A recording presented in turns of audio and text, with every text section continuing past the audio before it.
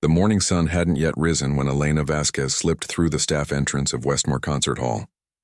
The massive building was quiet at this hour, with only the soft hum of the heating system keeping her company. Elena liked it this way. For almost 10 years, she had cleaned these halls before anyone else arrived, moving like a ghost through the building's grand spaces. She hung up her worn blue coat on the hook in the small cleaning closet and pulled out her cart filled with supplies. The familiar smell of lemon polish and glass cleaner greeted her as she organized her tools for the day ahead. Her hands, slightly rough from years of work, moved quickly through the routine. Another day, she whispered to herself, a habit she'd developed during the lonely early hours. Elena pushed her cart down the carpeted hallway, past the framed photos of famous musicians who had performed at Westmore over its 80-year history. She knew each face by now, having dusted their frames thousands of times.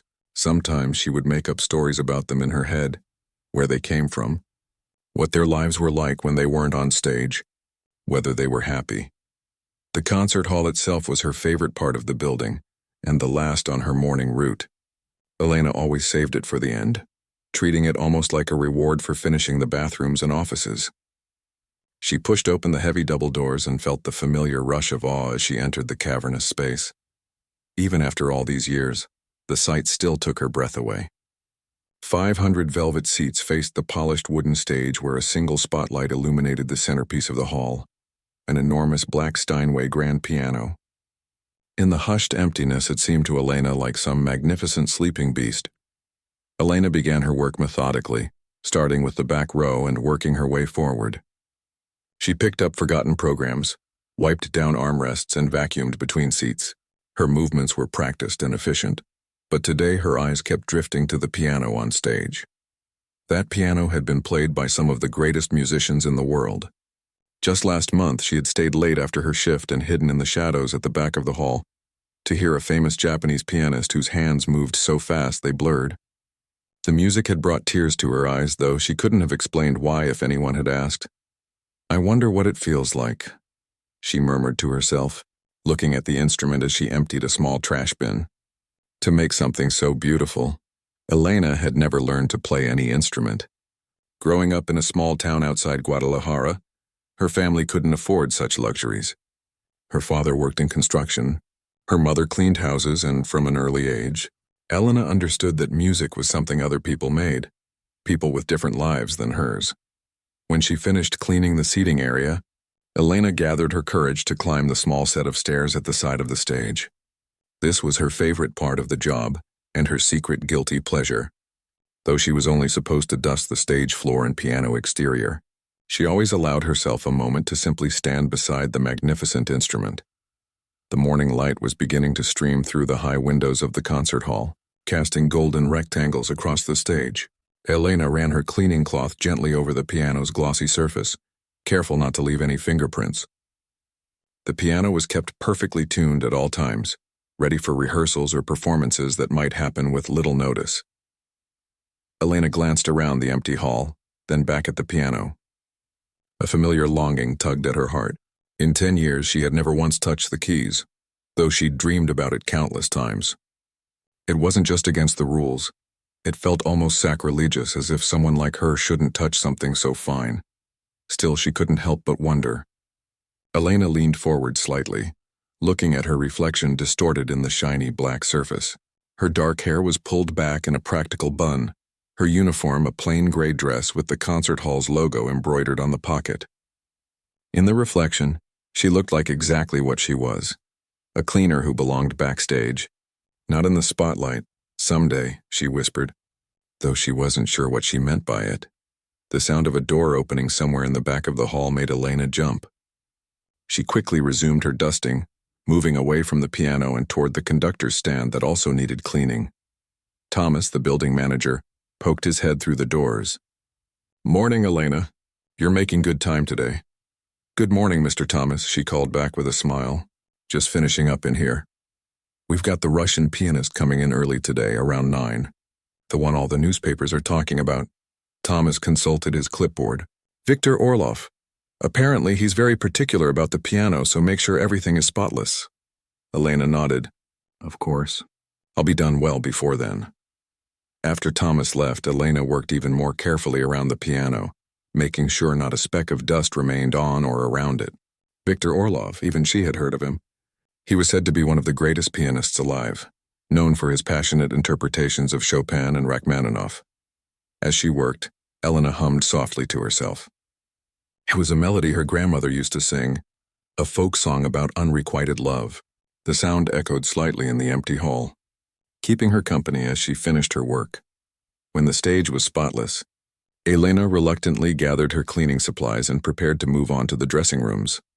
But before leaving, she paused for one last look at the piano. In the growing morning light, it seemed to glow with possibility. Elena had seen so many people approach that piano with confidence, sit down as if they belonged there, and create magic. What would it be like, she wondered, to have that kind of certainty? To know you could make something beautiful just by moving your fingers across those black and white keys? She imagined herself sitting on that bench, back straight, hands poised over the keys. In her daydream, the hall was full of people, all watching, all waiting. And then she would play. And they would realize that Elena Vasquez was more than just the woman who cleaned their floors and emptied their trash. The fantasy was so vivid that Elena almost laughed out loud at herself. Here she was, nearly 40 years old, daydreaming like a child. She shook her head and turned away from the piano. Dreams are nice, her mother used to say, but dinner doesn't cook itself. Practical wisdom from a practical woman. Elena wheeled her cart off the stage and headed for the dressing rooms. As she worked through the rest of her morning routine, scrubbing sinks, mopping floors, emptying trash bins, she pushed the piano from her mind. By the time she finished the dressing rooms, the building was coming to life around her. The box office staff arrived, then the administrative assistants, then the stagehands. Elena became nearly invisible as the day properly began. People nodded to her politely as they passed, but rarely stopped to talk. She was part of the building's background, as essential and overlooked as the plumbing or electricity. She was just storing her cleaning cart when she overheard two stagehands talking excitedly. "He's already here in the hall right now," one was saying. "Came in the back way to avoid the crowd out front." "Is he really that good?" asked the other. "Better. My sister saw him in Chicago last year."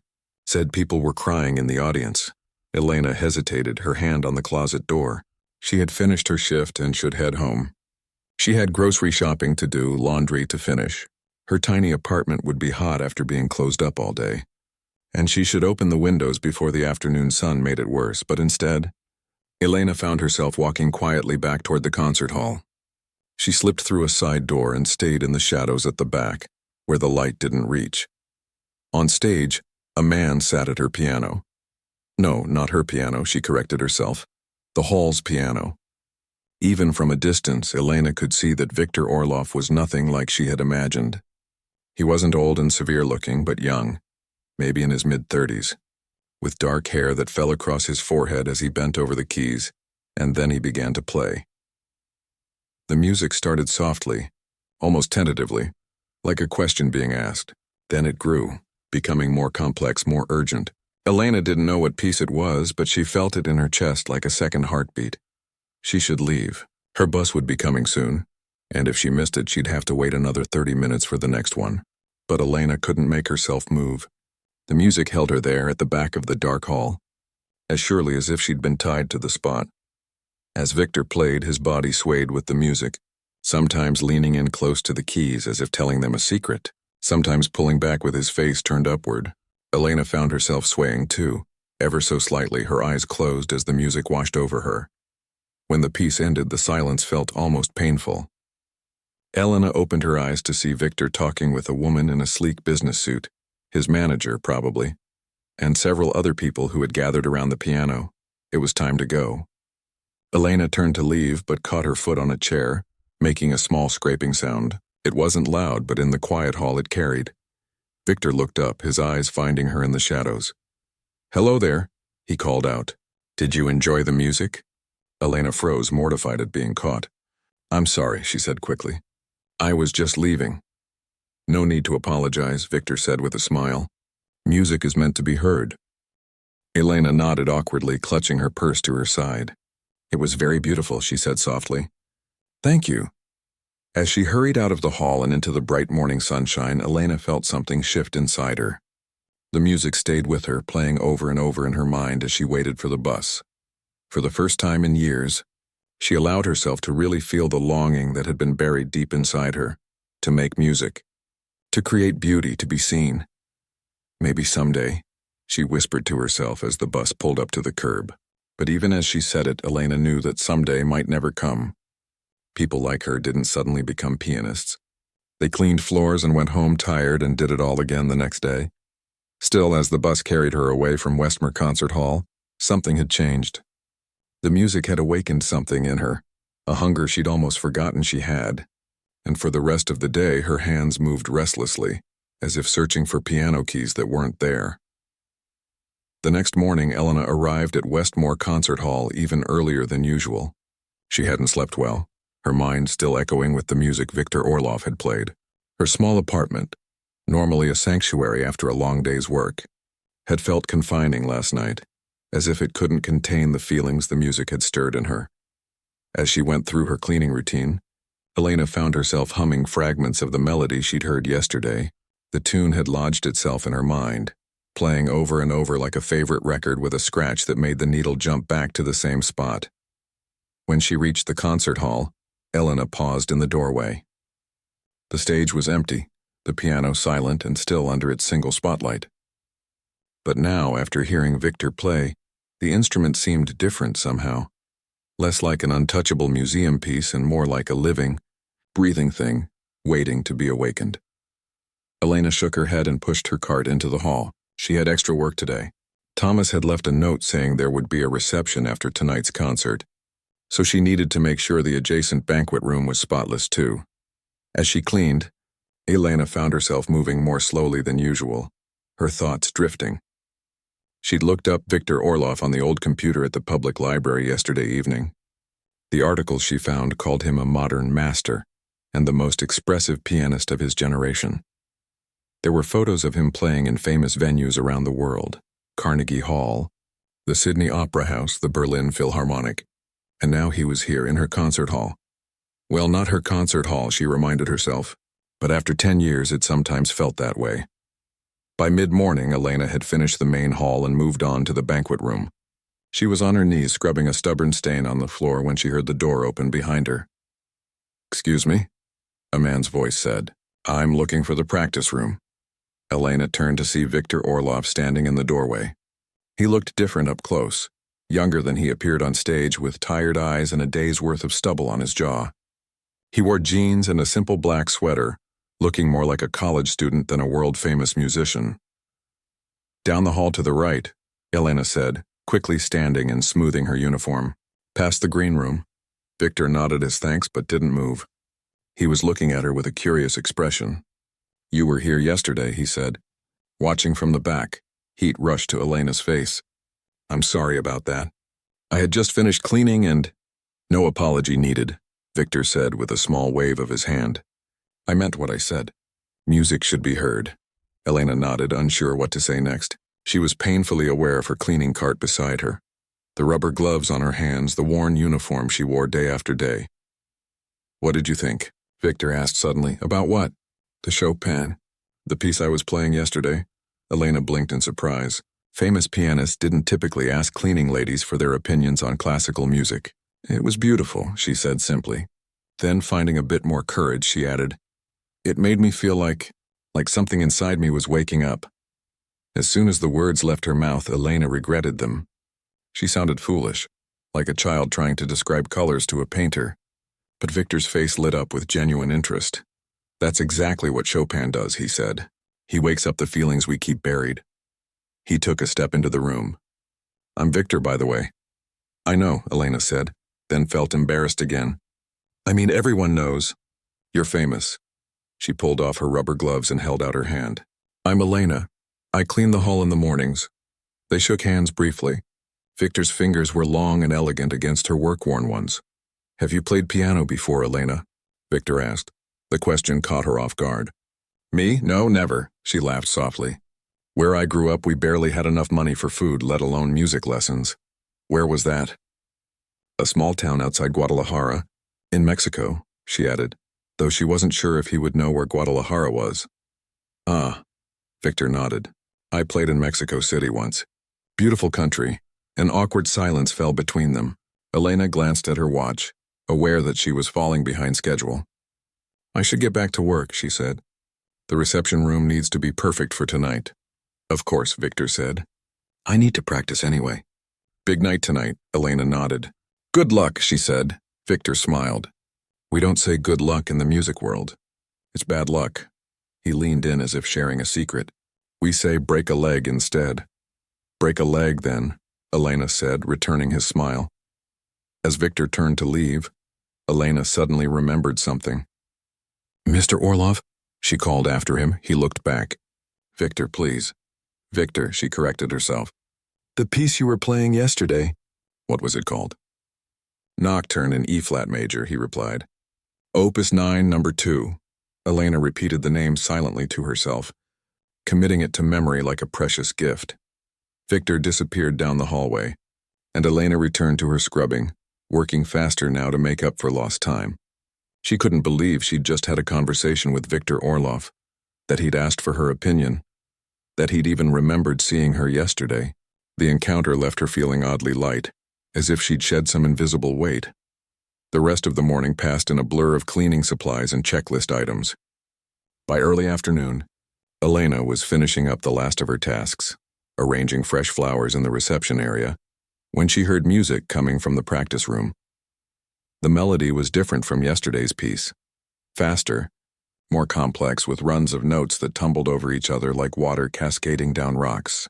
Without really deciding to, Elena found herself moving toward the sound, drawn like a moth to flame. The practice room door was slightly ajar. Through the crack, Elena could see Victor at the piano, his back to her. His shoulders moved with the music, tense during dramatic passages, relaxed during the gentler moments. It was like watching a dancer, she thought, the way his whole body participated in creating the sound. Elena stood there for longer than she should have, transfixed by the music and the man creating it. She was so absorbed that she didn't notice Thomas approaching until he spoke. Quite something, isn't he? Elena jumped. Yes, she stammered. I heard the music and... Thomas smiled kindly. It's hard not to listen when someone plays like that. He gestured toward the main hall. The afternoon cleaning crew is here. You're free to go, Elena. Thank you, Mr. Thomas. As she gathered her things from the supply closet, Elena decided she would stay for the concert tonight. She'd never attended a formal performance before, had only ever caught snippets of rehearsals or sound checks, but today's brief interaction with Victor had kindled a desire to hear him play properly, to sit in the audience like a real patron of the arts. But when she asked Thomas about the possibility of buying a ticket, he shook his head regretfully. Sold out months ago, he said. We could have scalpers offering $1,000 a seat tonight and still turn people away. Elena's disappointment must have shown on her face because Thomas added, but I could use some extra help with the reception afterward. Serving drinks, clearing plates. It doesn't pay much, but you'd get to hear the concert from the back while you wait. Really? Elena couldn't keep the excitement from her voice. I'd love that. Great. Be back by 6. Wear black pants and a white shirt if you have them. Elena rushed home to her apartment, her mind racing. She had a white blouse she wore to church on Sundays, and black pants she'd bought for her cousin's wedding last year. They would do nicely. She showered quickly, washing away the smell of cleaning products that clung to her skin after every shift. As she dressed, Elena found herself unusually concerned with her appearance. She let her hair down from its usual practical bun, brushing it until it shone. She even applied a touch of lipstick, something she rarely bothered with for work. Looking at herself in the mirror, Elena hardly recognized the woman staring back. There was a brightness in her eyes, a flush to her cheeks that hadn't been there before. It was as if her brief encounter with Victor, with his world, had awakened something dormant inside her. Don't be foolish, she told her reflection sternly. You're just serving drinks at a fancy party, not attending as a guest. Still, as she made her way back to the concert hall that evening, Elena couldn't help feeling that something important was about to happen. The setting sun painted the city in warm golden light, and the air hummed with the energy of early evening. Outside Westmore, a crowd had already gathered, people in elegant clothes chatting excitedly as they waited for the doors to open. Elena slipped past them, using her employee badge to enter through the staff entrance. Thomas met her in the reception area, where a team of caterers was setting up. He quickly explained her duties: help pass champagne before the concert, then assist with the food service afterward when the reception began. During the performance itself, she could stand at the back of the hall and listen.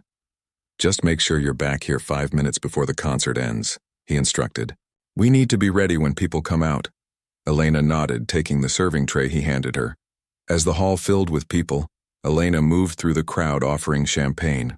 She felt invisible in the best possible way, able to observe this world she'd never been part of before. Women in glittering jewelry and flowing dresses. Men in sharp suits with shined shoes. They were like creatures from another planet compared to the people Elena usually spent her time with. A bell chimed, signaling that the concert would begin in 5 minutes. The crowd began to move into the hall. Elena returned her tray to the catering table and slipped in behind them, finding a spot against the back wall where she could see the stage. The lights dimmed. A hush fell over the audience, and then Viktor Orlov walked onto the stage. He looked different again tonight, transformed in his concert attire of black tailcoat and white bow tie. He bowed deeply to enthusiastic applause, then seated himself at the piano, the same piano Elena had dusted just that morning. When he began to play, Elena forgot everything else: the crowd, her job waiting afterward. Even her own name seemed to fade away. There was only the music, filling the hall and filling her soul until she felt she might overflow with it. She recognized the second piece, the nocturne he'd named for her that morning. Hearing it in this setting, played with such precision and feeling, brought tears to her eyes. During intermission, Elena helped serve more champagne, moving mechanically through her tasks while her mind stayed with the music. And when the second half began, she returned to her spot at the back, hungry for more. The final piece was the one she'd heard Viktor practicing that afternoon, the fast, complicated one with the running notes. Watching his hands move across the keyboard was like watching a miracle unfold. How could human fingers move that quickly, that precisely? When it was over, the audience erupted in applause, rising to their feet in a standing ovation that seemed to go on forever. Viktor bowed again and again, his face flushed with exertion and, Elena thought, genuine happiness. She slipped out before the final bow, hurrying back to the reception area to help with the food service as she'd promised. But as she arranged canapes on a silver tray, Elena knew that something fundamental had changed for her tonight. The world suddenly seemed larger, full of possibilities she'd never considered before. And somewhere deep inside, a question had taken root. What else might she be capable of if only given the chance? The reception following Viktor's concert buzzed with energy. Well-dressed people filled the banquet room, their voices creating a constant hum beneath the soft background music. Elena moved through the crowd with practiced efficiency, balancing a tray of hors d'oeuvres as she weaved between clusters of guests. Would you like to try the mushroom pastry?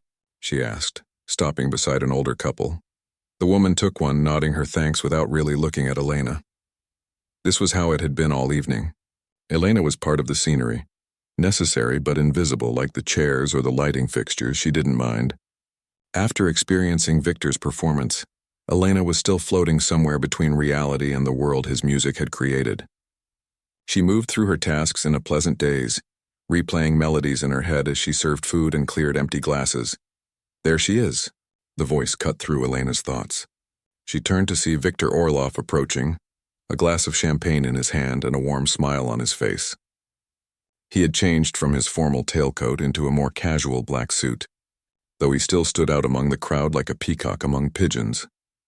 My cleaning lady with the soul of a music lover, Viktor said, his Russian accent more pronounced now that he was relaxed and slightly flushed from champagne. Elena felt her cheeks grow warm as heads turned in their direction. Hello again, she said quietly. Did you enjoy the concert? Viktor asked. Very much, Elena replied. It was... I don't have the right words. Amazing doesn't seem like enough. Viktor laughed. That's always the challenge with music, isn't it? How do we talk about something that exists beyond words?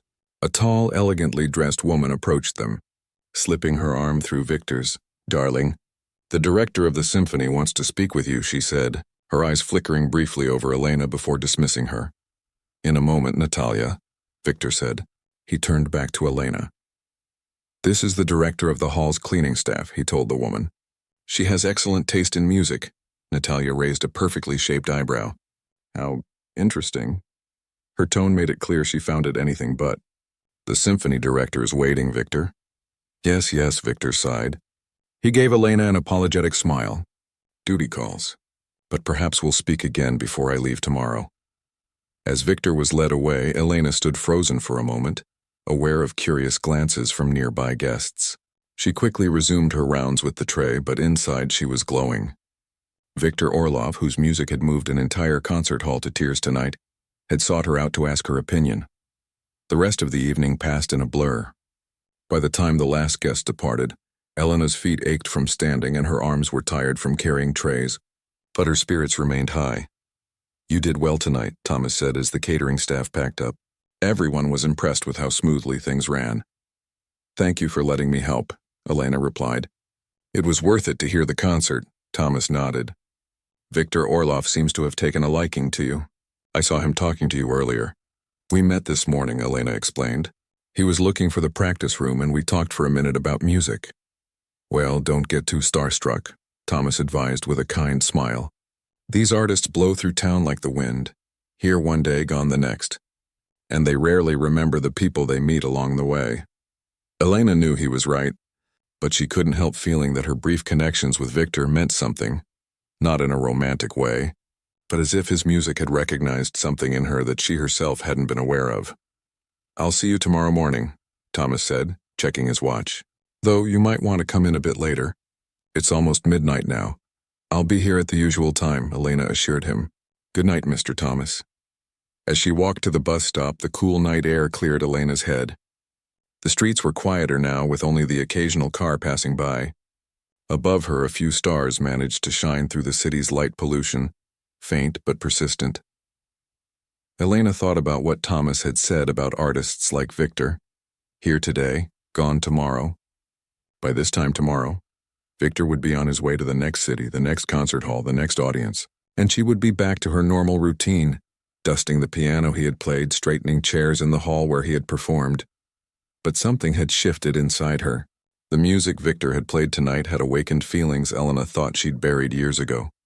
Dreams and longings she'd set aside in favor of practical survival. Now those feelings bubbled just beneath the surface, too insistent to ignore. The next morning came too quickly. Elena had slept poorly, her mind filled with fragments of music and half-formed thoughts. But she arrived at work at her usual time, determined to complete her routine as efficiently as ever. To her surprise, the concert hall wasn't empty when she entered. The cleaning crew had done a basic job after the reception, but there was still work to be done, glasses to be collected, floors to be mopped, and on the stage, barely visible in the dim early morning light, was Victor Orlov. Elena froze in the doorway. Victor sat at the piano but wasn't playing. He just sat there, staring at the keys as if they might speak to him if he waited long enough. She considered backing out quietly, leaving him to his thoughts, but he looked up before she could retreat. Elena, he called out, his voice echoing in the empty hall. Good morning? Good morning, she replied, pushing her cart into the room. I'm sorry to interrupt. I can come back later. No. Please continue with your work. He gestured vaguely at the piano, saying goodbye, I suppose. Elena moved closer to the stage, leaving her cart by the first row of seats. You're leaving today? Victor nodded. Train to Chicago at noon, then a flight to Boston tomorrow. He ran his fingers lightly over the keys without pressing them down. Each piano has its own personality, you know. This one has been a good friend. You talk about the piano like it's alive, Elena said, isn't it? Victor smiled. It breathes, it speaks, it has moods. Some days it wants to sing, other days it fights you every step of the way. Elena had never thought about instruments that way, but it made sense. The piano did seem to have a presence, a personality of its own. Will you play something? She asked impulsively. One last time before you go? Victor looked surprised, then pleased. What would you like to hear? The Nocturne, Elena said without hesitation. The one you played last night, Opus 9, number 2. Ah, a Chopin fan already, Victor laughed. He patted the bench beside him. Come sit. You'll hear it better up close. Elena hesitated. Stepping onto that stage, sitting beside Victor Orlov, It seemed like crossing a boundary she wasn't meant to cross. But Victor was watching her expectantly, so she climbed the stairs and perched carefully on the edge of the bench, leaving plenty of space between them. Victor positioned his hands over the keys and began to play. The music was even more beautiful up close, where Elena could hear all the subtle dynamics. The way Victor varied the pressure of his touch to make the notes sing or whisper. She closed her eyes, letting the music wash over her. When the final notes faded away, Elena opened her eyes to find Victor watching her. "You feel it deeply," he observed. "Not everyone does, you know. Even people who attend concerts regularly. They hear the music, but they don't always feel it. How could anyone not feel that?" Elena asked. Victor shrugged. "Some people approach music intellectually. They appreciate the structure, the technique, but they don't let it touch their hearts." He studied her for a moment. "You've never played, you said?" Elena shook her head. "Never. But you wanted to," Victor guessed. "Everyone wants things they can't have," Elena replied with a small smile. "That's just life." "It doesn't have to be," Victor said. He shifted on the bench, turning toward her. "Here, put your hands on the keys." "Oh no, I couldn't," Elena protested, suddenly nervous. "Just try," Victor encouraged. "Place your right hand here, thumb on C." Slowly, reluctantly, Elena placed her hand on the keyboard. Victor gently adjusted her fingers, positioning them over 5 adjacent white keys. "Now press down, 1 finger at a time," he instructed. Elena did as she was told, pressing each finger down in sequence. The notes rang out clear and simple. C, D, E, F, G there, Victor said with satisfaction. "You've played your first scale." Elena laughed, a mix of embarrassment and delight. "Hardly playing. Everyone starts somewhere," Victor said. "Even the greatest pianists once played their first note." Just then, the door at the back of the hall opened, and a small group of people entered. Victor's entourage, Elena guessed. His manager Natalia was at the front, along with 3 or 4 others carrying briefcases and tablets. "Victor, we need to go over the Chicago program," Natalia called out. "Car's waiting," Victor sighed. "The eternal schedule," he murmured. Then louder, "I'll be right there." As the group approached the stage, Victor suddenly smiled mischievously. "Perhaps Elena would like to play for us instead," he called to them, gesturing toward her with a theatrical flourish. "She has an excellent feel for Chopin." Natalia and the others laughed politely, clearly taking it as a joke. Elena started to rise, mortified to be caught sitting at the piano like she belonged there. "I should get back to work," she said quietly. "Wait," Victor said, his hand on her arm. The laughter from his entourage had already faded as they pulled out documents and began discussing business. "I didn't mean to embarrass you." "It's fine," Elena said, though it wasn't. "I understand it was a joke." Victor looked at her closely. "I'm sorry," he said, and she could tell he meant it. "Sometimes I forget that what's casual to me can be—" He trailed off. "It's really fine," Elena assured him, summoning a smile. "I need to finish cleaning before the administrative staff arrives." She climbed down from the stage and returned to her cart, focusing intently on her work as Victor joined his team. They huddled at the edge of the stage, discussing performance schedules and travel arrangements in low voices. Elena worked methodically, starting at the back of the hall as always. She could hear Victor's voice occasionally rising above the others, arguing about a piece selection, from what she could gather. By the time she reached the front rows, the group had moved their discussion to the green room, leaving the stage empty. Elena climbed the steps to clean the piano, as she did every morning. Alone on the stage, she paused beside the magnificent instrument. Her fingertips tingled with the memory of pressing those keys, of creating sound, simple as it was from this beautiful machine. On impulse, Elena sat down on the bench. Victor and his team were in the green room. Thomas wouldn't arrive for another hour. No one would know. Carefully, she positioned her right hand as Victor had shown her, thumb on C. She pressed each finger down in sequence, listening to the clear, simple notes. C, D, E, F, G, Elena smiled to herself. 5 notes, barely playing, as she'd said to Victor. But she'd made music. Real music on this very piano where one of the world's greatest pianists had performed just hours ago. She placed her left hand on the keyboard, too, mirroring the position of her right. Then slowly she pressed both thumbs down together, then both index fingers, and so on, creating simple harmonies.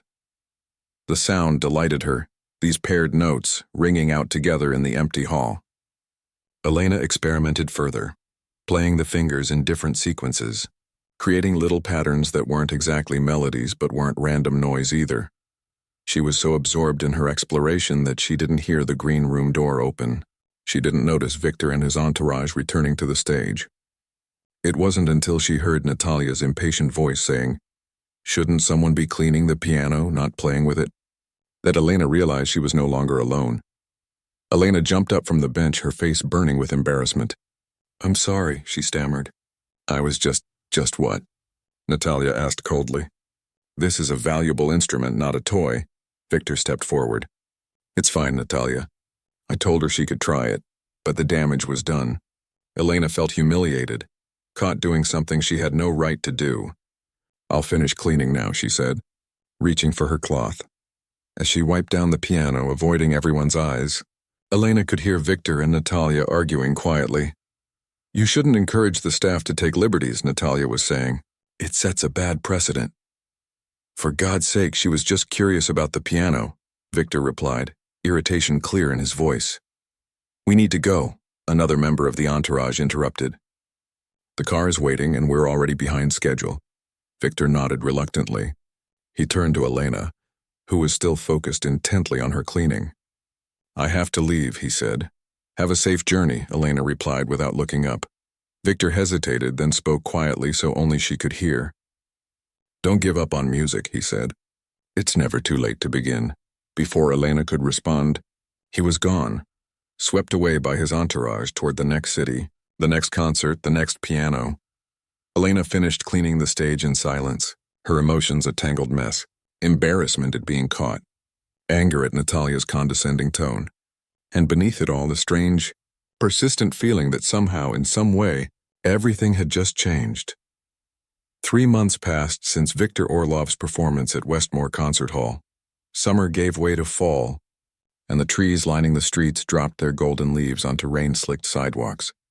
Life returned to its familiar rhythm for Elena, cleaning in the mornings, occasional evening shifts at a neighborhood diner, Sundays spent at church or visiting her elderly neighbor who couldn't get out much anymore.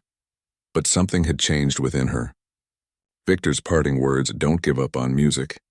It's never too late to begin," had planted a seed that refused to lie dormant. 2 weeks after Victor left, Elena had gathered her courage and visited a second-hand shop downtown. There, wedged between old furniture and dusty lamps, she found a small electronic keyboard with chipped keys and a fraying power cord. The shop owner wanted $50 for it, but after noticing Elena's wistful expression as she tested the keys, he let her have it for $35. Elena set up the keyboard in the corner of her tiny living room, propped a beginner's piano book she'd found at the library on the stand, and began to practice. At first, her fingers felt clumsy, refusing to move independently. The simplest exercises took all her concentration, and progress was frustratingly slow. But Elena was no stranger to patience and persistence. She practiced every evening, sometimes for only 15 minutes when she was exhausted from work, other times for hours when her spirits were high and her fingers cooperative. She never mentioned her new hobby to anyone at Westmore. The memory of Natalia's condescending look and sharp words still stung, and Elena had no desire to invite more judgment. This was something private, something she did just for herself. And slowly, almost imperceptibly at first, she began to improve. One crisp October morning, Elena arrived at Westmore to find Thomas waiting for her by the staff entrance. His expression was serious, which immediately set off alarm bells in her mind. "Is something wrong?" she asked as she hung up her coat. "Not wrong exactly," Thomas replied, rubbing his chin thoughtfully, "but there's been a change of plans for today. The New York Philharmonic is coming in this afternoon for a charity event tomorrow night." "I thought they weren't due until next week," Elena said, surprised. "Change of schedule. They finished their Chicago run early and decided to come here instead of taking a break." Thomas sighed. "The problem is they want to rehearse this afternoon, but the piano needs tuning, and our regular technician is out sick." Elena nodded, not sure why he was telling her this. "Do you need me to clean a different area today?" "No, it's not that," Thomas hesitated. "They're bringing their own piano technician, but he won't arrive until this evening." They asked if we could find anyone, to do a basic check of the piano this morning. Just make sure nothing's drastically wrong. A knot formed in Elena's stomach. And you want me to? I know it's not your job, Thomas said quickly, but you're always so careful with the piano when you clean it. And I've noticed, he paused, looking slightly embarrassed. I've seen you sit at it sometimes when you think no one's watching. Elena felt her face grow hot.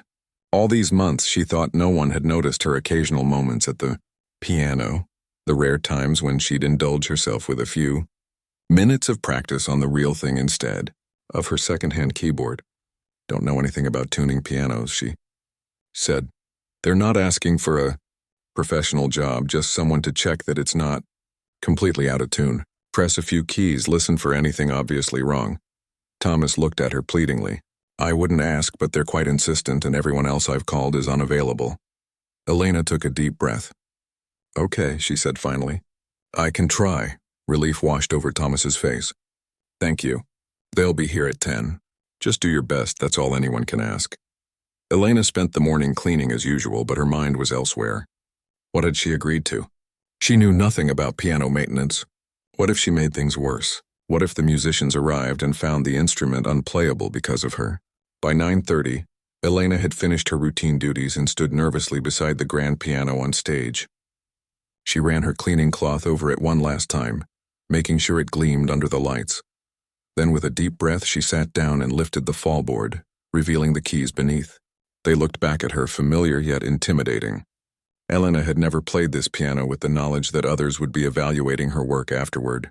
She started simply, pressing middle C and listening to the clear tone. It sounded fine to her untrained ear. She played a few more notes individually, then some basic chords from her practice book. Everything sounded in tune, though what did she really know? Elena was just closing the fallboard when the backstage door opened. She looked up, expecting Thomas or perhaps one of the stage technicians. Instead, a group of people in casual but expensive-looking clothes walked in, carrying instrument cases and talking amongst themselves. The New York Philharmonic, or at least some of them, had arrived early. Elena stood quickly, smoothing her uniform with nervous hands. Good morning, she called out. Mr. Thomas said you wouldn't be here until 10. A tall man with gray hair at his temples stepped forward. We caught an earlier train, he explained. Is the piano ready? I just checked it, Elena said, feeling suddenly very small. It seems to be in tune, but I'm not an expert. The man raised an eyebrow. You're the piano technician? No, Elena admitted. I'm the cleaning staff. Your technician won't arrive until tonight, so they asked me to just make sure nothing was obviously wrong. The man exchanged glances with his colleagues. Elena could read the skepticism on their faces and wished she could disappear. Well, the man said finally. Let's hear it then.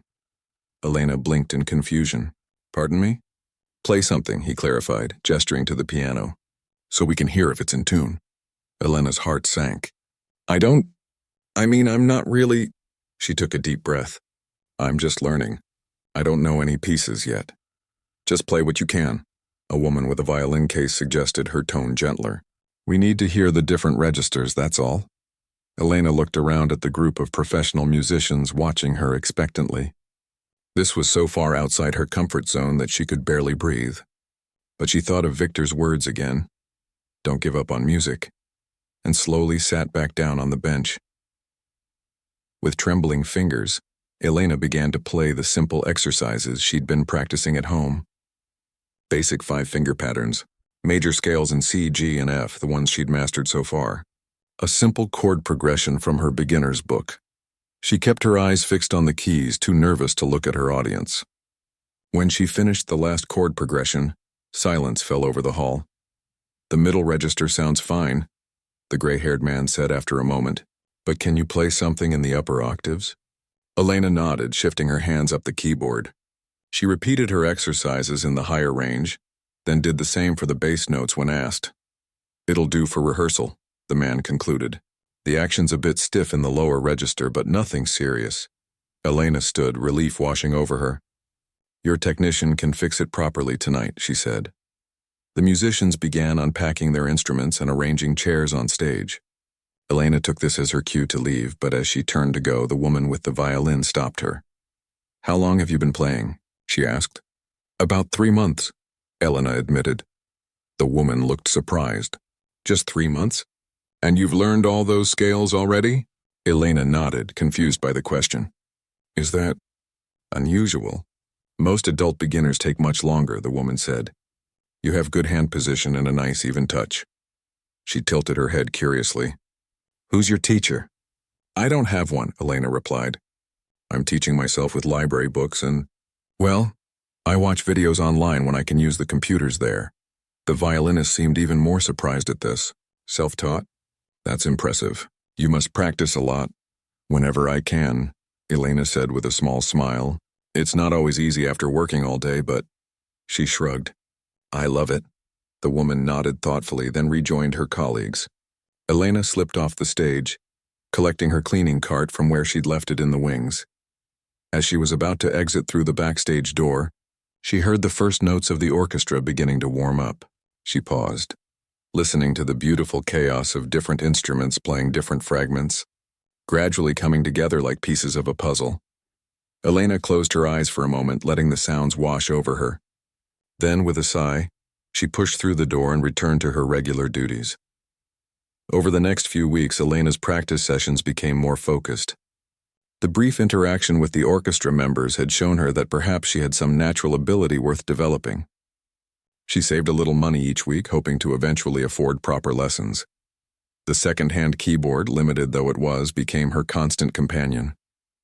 Elena learned to play simple pieces from her beginner's book, Greensleeves, Für Elise, just the famous beginning part, and a simplified version of Pachelbel's Canon. But it was Chopin's Nocturne, the piece Victor had played for her, that captured her imagination. Finding the sheet music at the library, Elena discovered it was far too difficult for her current skills. The left hand stretched across intervals her fingers couldn't reach yet, and the right hand required a delicacy and control she hadn't developed. Still, she worked on it bit by bit, measure by measure, simplifying the difficult parts and playing the melody alone when the accompaniment was too complex. It became her secret project, something to aspire to, a goal that kept her practicing even when progress seemed slow. December arrived, bringing holiday decorations to Westmore Concert Hall and a busy schedule of seasonal performances. The hall was booked nearly every night with Christmas concerts, children's choirs, and charity galas. For Elena, this meant extra work, more cleaning, more evening shifts helping with receptions. The additional income was welcome, especially with the holidays approaching, but it left her with less time and energy for practicing. One evening, after helping with a holiday gala, Elena found herself alone in the concert hall.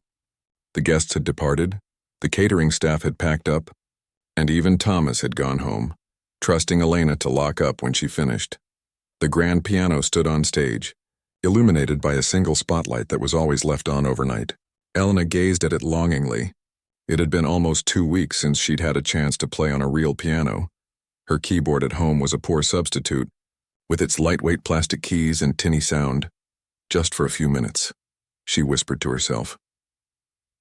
Elena climbed the steps to the stage and settled on the bench, adjusting it to the right height. The hall was completely silent. No hum of conversation, no clinking glasses, just the vast, expectant space waiting to be filled with sound. She began with her usual warm-up exercises, then moved on to the simple pieces she'd mastered. In the perfect acoustics of the concert hall, even these beginner compositions sounded rich and full. Then, taking a deep breath, Elena turned to her ongoing project, the Chopin Nocturne. She'd made progress over the past months, figuring out her own simplified version that captured the essence of the piece without requiring the technique of a concert pianist. Her fingers moved over the keys, finding the melody that had entranced her the first time she heard Victor play it. She couldn't play it as he had. The ornaments were beyond her skills, the tempo uneven as she slowed down for difficult passages.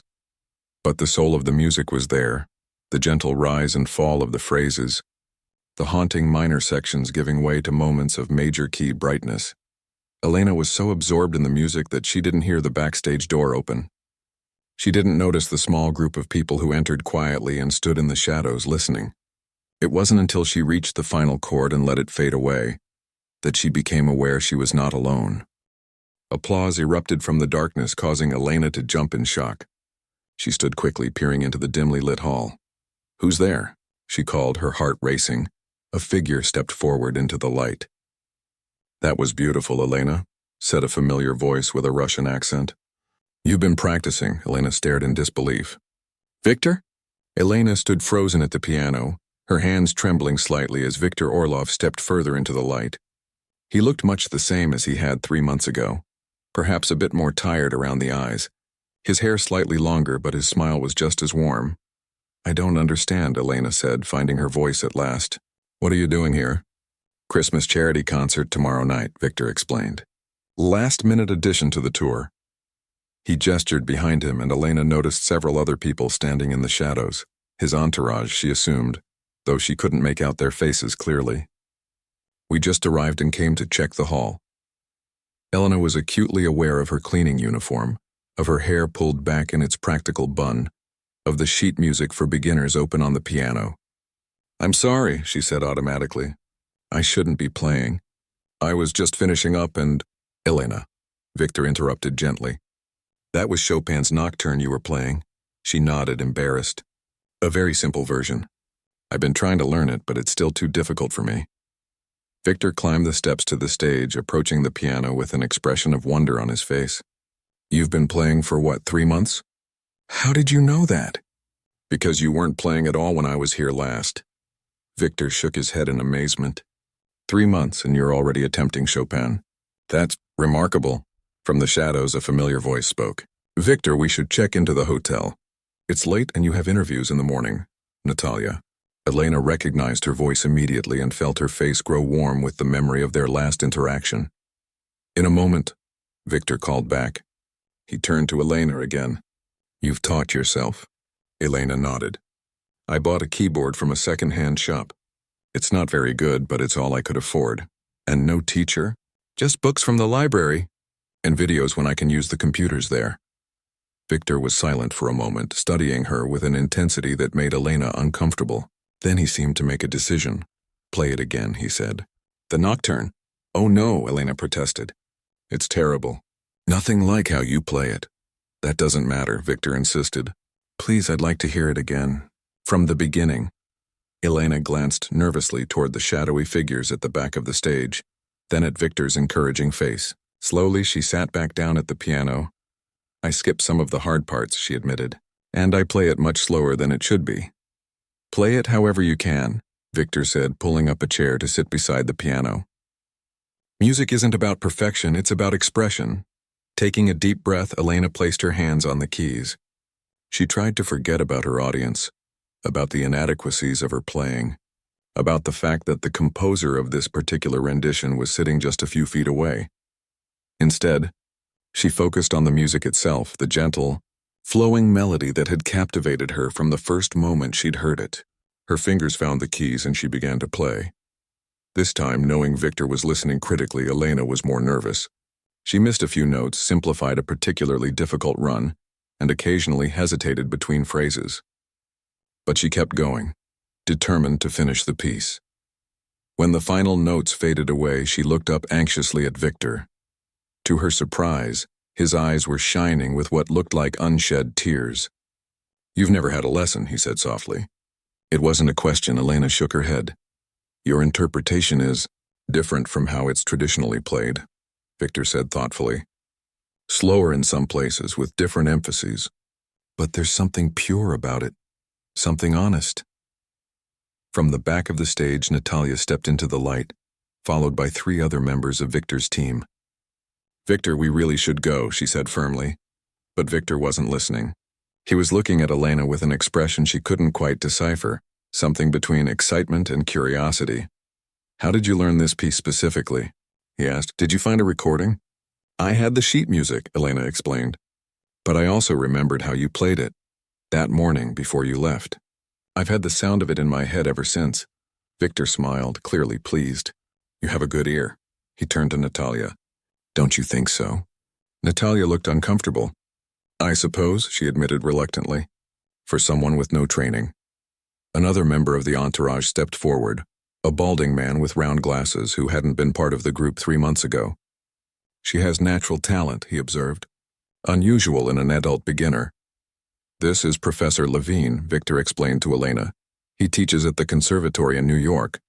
Elena nodded politely, feeling increasingly awkward as the center of attention. I should finish cleaning up and let you all get to your hotel, she said, standing from the bench. Wait, Victor said. He turned to the professor. What do you think, David? Is it too late? Professor Levine adjusted his glasses, studying Elena thoughtfully. How old are you, my dear? 38, Elena replied. Older than our typical students, certainly. The professor walked closer to the piano. Play a G major scale, please. 2 octaves, both hands, Elena complied, though her left hand faltered slightly in the second octave. Now a chromatic scale, starting on middle C. Again, Elena did as asked, moving her fingers carefully up and down the keyboard in half-step increments. Professor Levine nodded, then turned to Victor. There's raw talent there, certainly. Good hand position, nice touch, especially considering she's self-taught. Whether it's too late, he shrugged, that depends on what the goal is. What is your goal with music, Elena? Victor asked. The question caught her off guard. Elena had never really thought about having a goal beyond the simple joy of playing. I just want to learn, she said finally. To play better. To understand the music. Victor smiled as if her answer had confirmed something for him. He turned back to Professor Levine. She doesn't need to become a concert pianist. Just to develop her gift. The professor nodded slowly. In that case, no, it's not too late. Not at all. Elena looked between them, confusion clear on her face. I don't understand what you're talking about. Victor took a deep breath. The conservatory has a community program for talented adults who want serious music education but aren't pursuing professional performance careers. Professor Levine oversees it. And you think I should? Elena trailed off, the implication finally hitting her. That's impossible. I can't afford something like that. And I work here, I can't just leave. There are scholarships, Professor Levine said, for exceptional cases. And this is definitely an exceptional case, Victor added. Natalia stepped forward, her expression stern. Victor, may I speak with you privately? They moved away, talking in hushed voices that Elena couldn't quite make out, though she caught phrases like getting involved and not your responsibility. The other entourage members drifted toward the exit, leaving Elena alone with Professor Levine. Have you ever performed? The professor asked. For anyone besides yourself? Elena shook her head. Just now, I guess. And earlier today, for some musicians from the Philharmonic. They needed someone to check if the piano was in tune. Professor Levine raised his eyebrows. And they asked you? The cleaning staff? It was an emergency, Elena explained. Their technician was delayed. The professor looked amused. Life has interesting ways of opening doors sometimes. Before Elena could respond, Victor returned, looking slightly frustrated but determined. Natalia stood off to the side, her arms crossed and her expression carefully neutral. Here's what I propose, Victor said. Tomorrow night I'm playing the second half of the charity concert. The first half is the local youth orchestra. He paused, then continued. For my encore, I'd like you to play with me. Elena stared at him in shock. Play with you on stage? In front of people? A duet, Victor confirmed. Something simple. Maybe a 4-hand arrangement of a Christmas carol. I can simplify your part if necessary and we'll rehearse in the morning. I can't, Elena stammered, overwhelmed by the suggestion. I'm not good enough. You are, Victor insisted. And more importantly, the audience will love it. The famous pianist and the cleaning lady, it's a perfect Christmas story. Elena flinched slightly at the description. Is that all this is? A publicity stunt? Victor's expression softened. No, Elena. This is me recognizing talent that deserves a chance to be heard. He glanced at Professor Levine. David will be in the audience. If he agrees that you have potential, real potential, then we can discuss the possibility of a scholarship. And if I make a fool of myself? Elena asked quietly. You won't, Victor said with complete confidence. Elena looked down at her hands that had spent years cleaning, washing, scrubbing, and only recently learned to create music. Hands that probably didn't look like a pianist's hands should look. Why are you doing this? She asked Victor. He was quiet for a moment. Because 3 months ago I joked about you playing instead of me, and I saw the hurt on your face. Because music changed my life, and I believe it can change yours too. He smiled gently. And because every time I perform that nocturne now, I think of you sitting beside me hearing it for the first time. Natalia cleared her throat impatiently. We really must go, Victor. The car has been waiting for 20 minutes. Victor nodded. Tomorrow morning, 9 o'clock, he told Elena, for rehearsal. I haven't said yes, Elena pointed out. But you will, Victor replied with a smile. Because you've been practicing that piece for 3 months on a second-hand keyboard in your apartment, after working all day. People who do that don't say no to chances like this. With that, he followed his entourage off the stage, leaving Elena alone with her thoughts on the grand piano that suddenly represented both opportunity and terror. She barely slept that night, her mind racing with possibilities and fears. What if she froze on stage? What if her hands shook too much to play? What if the audience laughed at the cleaning lady attempting to perform with a world-famous pianist? But beneath the anxiety lay a current of excitement she couldn't deny. This was a chance she'd never dreamed possible. To play on a real stage, to be taken seriously as a musician, to have her abilities evaluated by people who understood music in ways she was only beginning to grasp. The next morning, Elena arrived at the concert hall an hour early.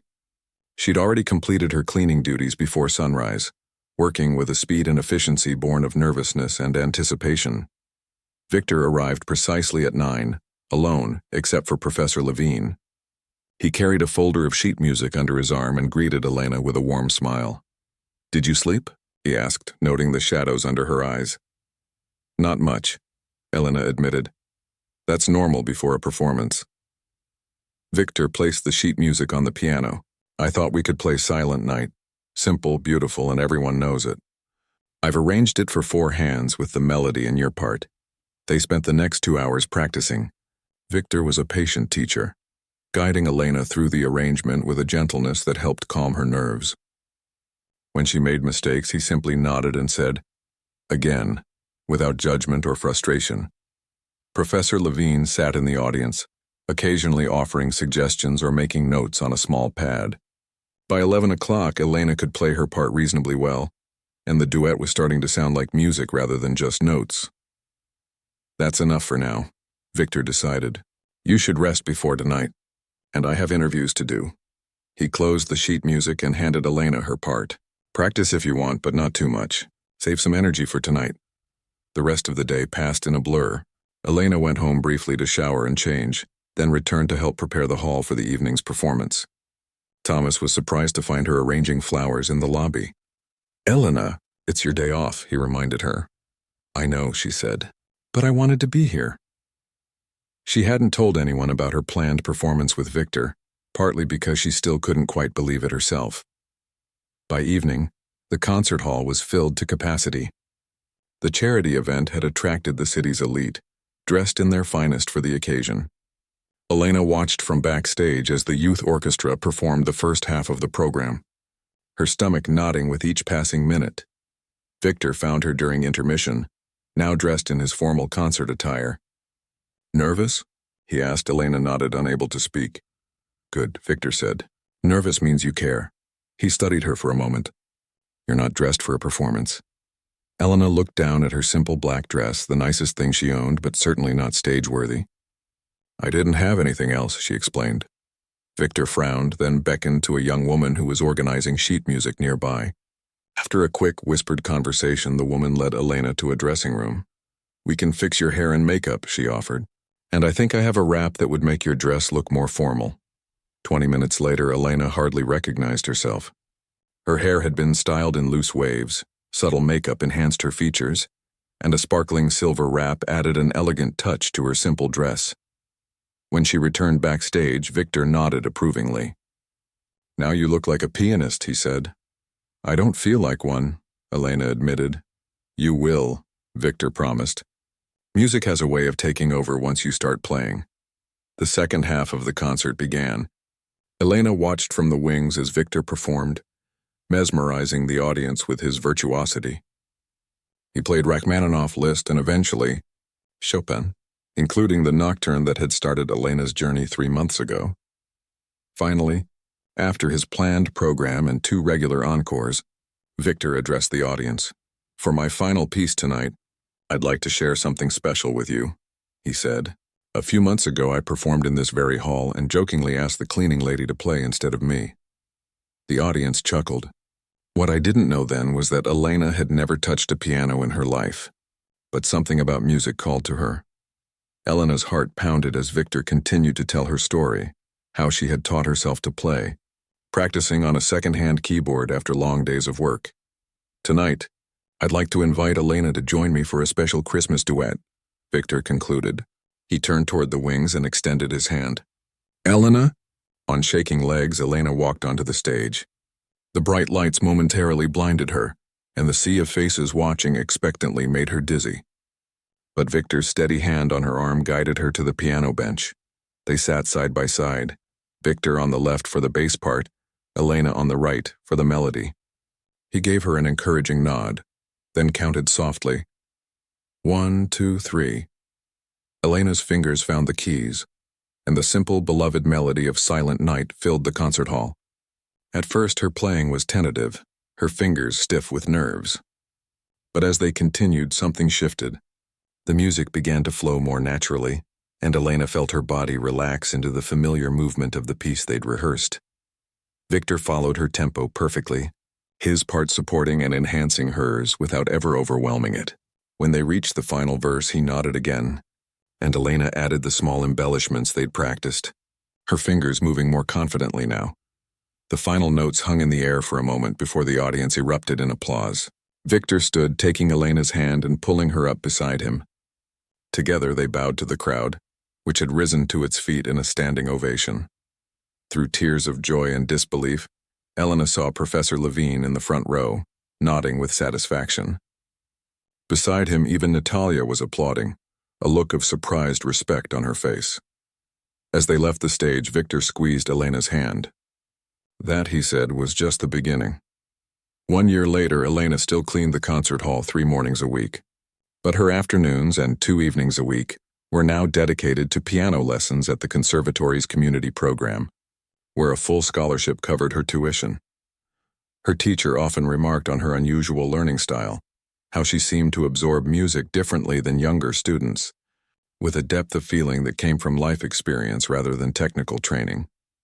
Elena still played the Chopin Nocturne regularly, refining it as her skills improved. And in her small apartment, the second-hand keyboard had been replaced by a modest upright piano, a gift from Victor before he left for his next tour. Music finds the people who need it most, he'd told her. Sometimes it just needs a little help getting there. And on quiet mornings, when Elena dusted the grand piano on the concert hall stage, she no longer looked at it with longing. Instead, she smiled at it like an old friend, knowing that later that day, her fingers would once again bring it to life. No longer a cleaning lady who secretly wished to play, but a pianist who also happened to clean.